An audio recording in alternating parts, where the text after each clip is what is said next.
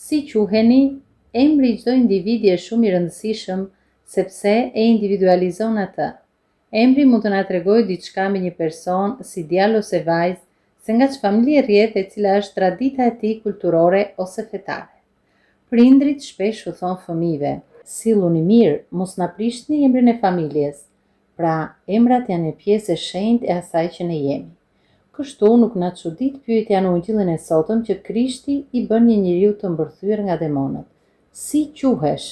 Me atë, Jesu jo vetëm dëshiron të krijojë një marrëdhënie personale me të, por më e rëndësishmja, ai do të dëgjojë si e shikon veten i demonizuar. Dhe njeriu përgjigjet: "Më quajnë Legjion", duke treguar kështu që është i mbërthyer nga shumë demon. Ky njeri ka harruar se cili është në të vërtetë. Ai e shikon veten në lidhje me demonët e shumë që e kanë mbërthyer. Ky njeri ka harruar principin bazë të çdo qenie njerëzore, që ai është një fëmijë i Perëndis, i krijuar sipas imazhit të Atit qiellor, dhe gjithashtu që ai është veçanërisht i çmuar në sytë e Perëndis.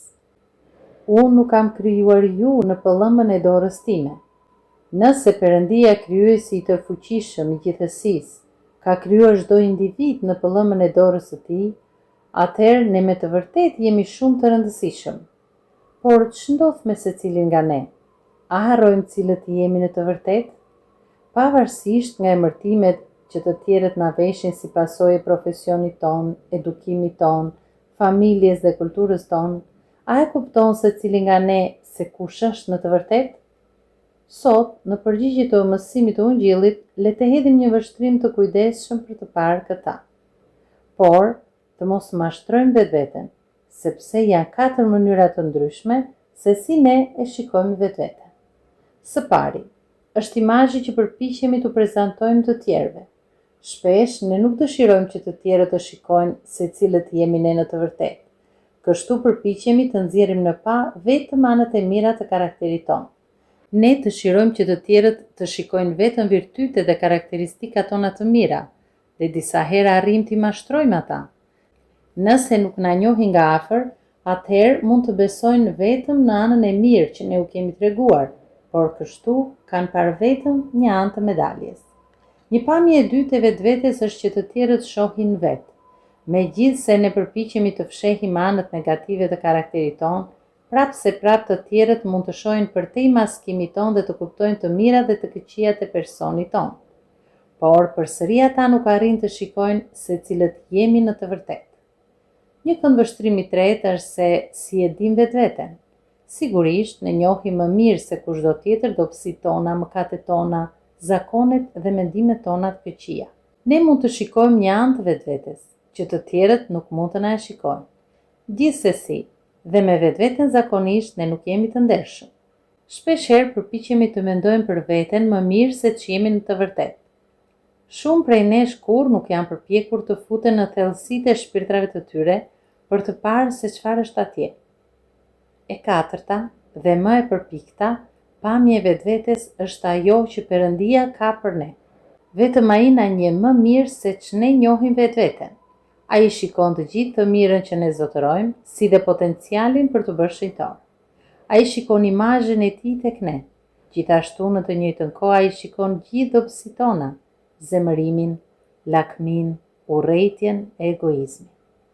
Perëndia njeh mirë demonët dhe të keqen, që qëndron thellë në shpirtrat tanë. Pra, vetëm Perëndia di cilët jemi ne në të vërtetë. Vetëm ai shikon qartë të mirën dhe të keqen brenda nesh, të metat dhe fuqinë tonë. Në mësimin e sotëm të Ungjillit, Jesu i pyet të demonizuarin: "Si quhesh? Cili je? Si e njeh ose si e shikon vetveten?" Por më vonë, pasi njeriu dëshmon se e njeh veten, vetëm të mbushur me një legjion me demon, Krishti është gati t'i thotë: "Lërm të të tregoj se cili je në të vërtetë. Lërm të të çliroj nga iluzioni yt i vetvetes.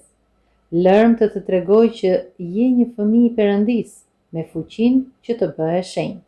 Jesu i çliroi njeriu nga demonët dhe e la atë të shkojë në të gjithë vendin e t'u tregojë të tjerëve të mirën që Perëndia i bëri.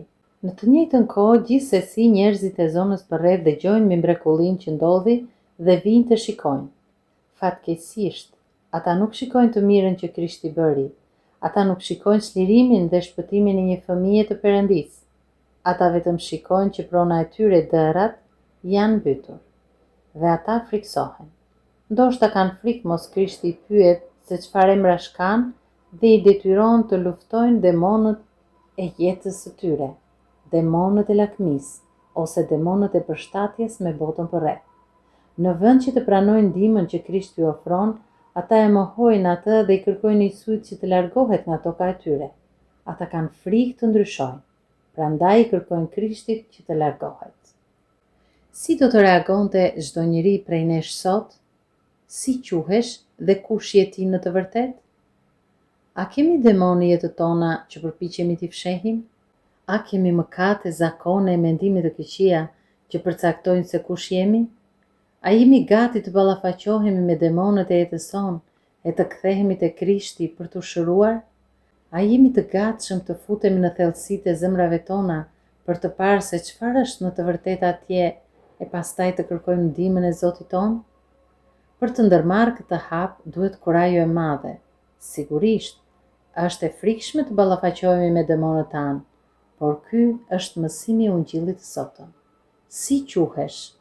Le të pranojmë që të gjithë, se emri ynë mund të jetë legjion demonësh, por me ndihmën e Perëndisë, që të gjithë ne duhet të zbulojmë emrin e veçantë që Perëndia i dha gjithë secilit në ditën e krijimit të tij. Dhe ky emër i shenjtë që do të shkruhet në librin e jetës, është emri me të cilin unë do të jetoj. Amin.